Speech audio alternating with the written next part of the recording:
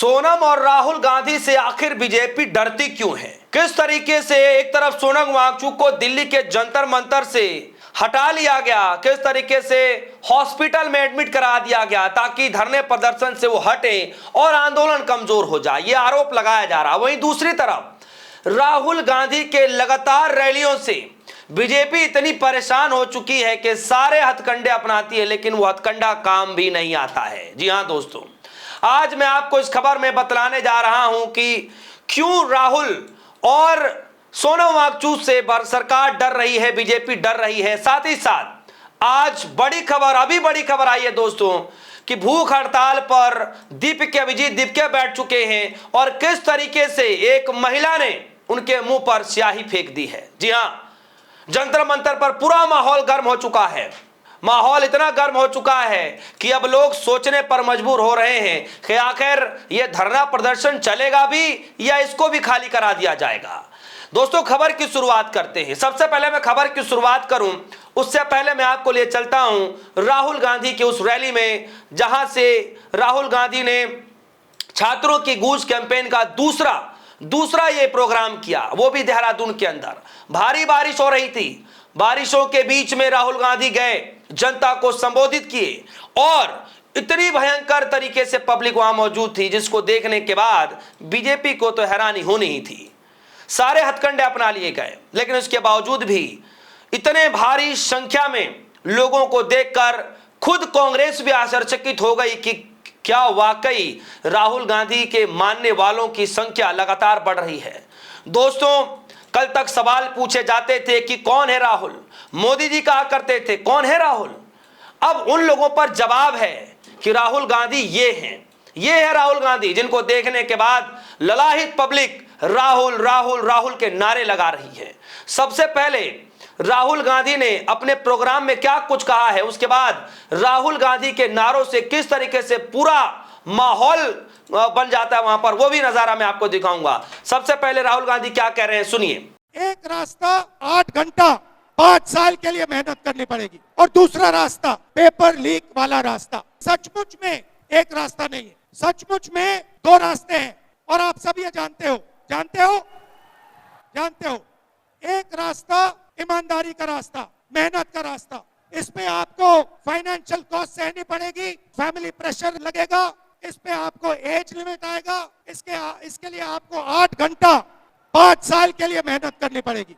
और दूसरा रास्ता, अगर आपके पास पैसा है, अगर आप भ्रष्ट हो, अगर आप ईमानदार नहीं हो और अगर आप चोरी करके इस दरवाजे से निकलना चाहते हो, तो एक दूसरा छुपा हुआ रास्ता है, पेपर लीक वाला रास्ता। इस रास्ते में अगर आपको इस रास्ते पे चलना है, पहला क्वालिफिकेशन आपके माता पिता मिडिल क्लास या गरीब नहीं हो सकते। दूसरा क्वालिफिकेशन, आपको ईमानदारी से काम नहीं करना। अगर आपको बेईमानी करनी है तो आप ये रास्ता चुन सकते हो।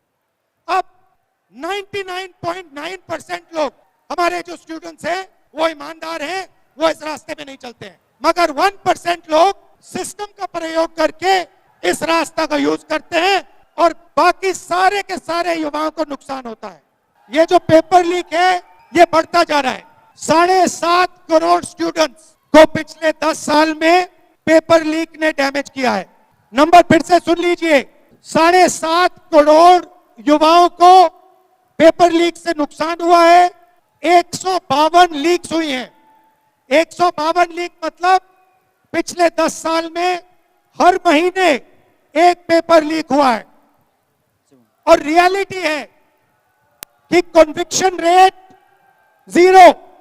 इस काम के लिए एक भी व्यक्ति जेल में नहीं गया है, एक व्यक्ति को सजा नहीं मिली है।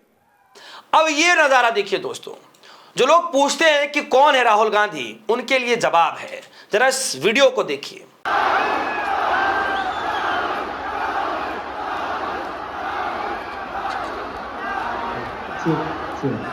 देखा दोस्तों आपने, ये वीडियो बता रहा है कि हवा बदल रही है, ये वीडियो बता रहा है कि हवा किस ओर चल रही है। जी हां, अब मैं आपको लिए चलता हूं सीधे देहरादून से दिल्ली के जंतर मंतर पर। दोस्तों, आज सुबह सुबह न आओ देखा गया, न ताओ देखा गया। सीधे सीधे दिल्ली पुलिस आती है सफेद कपड़े को लेकर के और पूरे स्टेज को कवर करके सोनम वांगचुक को उठा करके सीधे हॉस्पिटल में एडमिट करा देती है।